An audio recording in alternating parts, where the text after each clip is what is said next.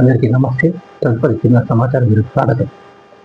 ఇప్పుడు చెప్పుకొచ్చే సమాచారం ఏమనగా, నేను డబ్బు ముఖ్యమైతే డబ్బే ముఖ్యం కాదు, డబ్బు ముఖ్యమే కానీ డబ్బే ముఖ్యం కాదని తెలియజేశాను.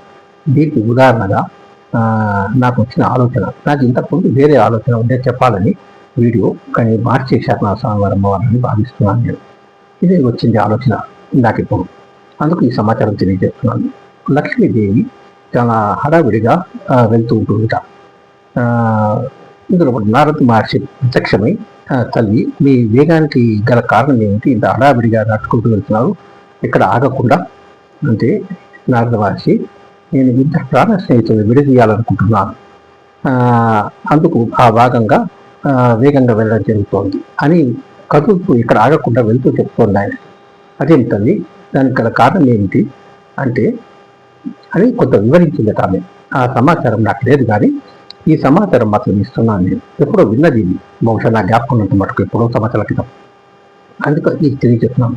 నేను ఎందుకు చెప్తున్నానంటే, ఇది డబ్బు ముఖ్యమే, ఏ రంగంలో అయినా మనకి ఎక్కడైనా అవసరమే, ఎవరికైనా అవసరమే, కానీ డబ్బే ముఖ్యం కాదండి. ఇటువంటివి ఉంటాయి అనర్థాలు, ఇక్కడ పోట్లాట వస్తుంటాయి. ఇద్దరు స్నేహితులు విడదీయడానికి వెళ్తున్న లక్ష్మీదేవి అంటే మీరు ఆలోచించండి. అందుకు మీరు ఎక్కడ తొందరపాటు పనికి రాదని నా వంతుగా తెలియజేస్తున్నాను. ముఖ్యంగా స్నేహితుల విషయంలో ఏ బంధాలైనా సరే, ముఖ్యంగా అన్నిటినీ డబ్బుతో ఇచ్చి చూడకండి అని నా అభిప్రాయం. మన మంచితనమే శాశ్వతమే ఇంతకుముందు తెలియజేశాను. అదేవిధంగా ఈ మానవత్వం చూపించండి, మంచితనాన్ని తెలియజేయండి అని తెలియజేస్తూ, నాకు ఇంత గొప్ప అవకాశం ఇచ్చిన నా స్వామివారమ్మ వారికి, ఎందుకంటే వారి నా సర్వస్వం, నా గురువు దైవం వారే కాబట్టి తెలియజేస్తున్నాను.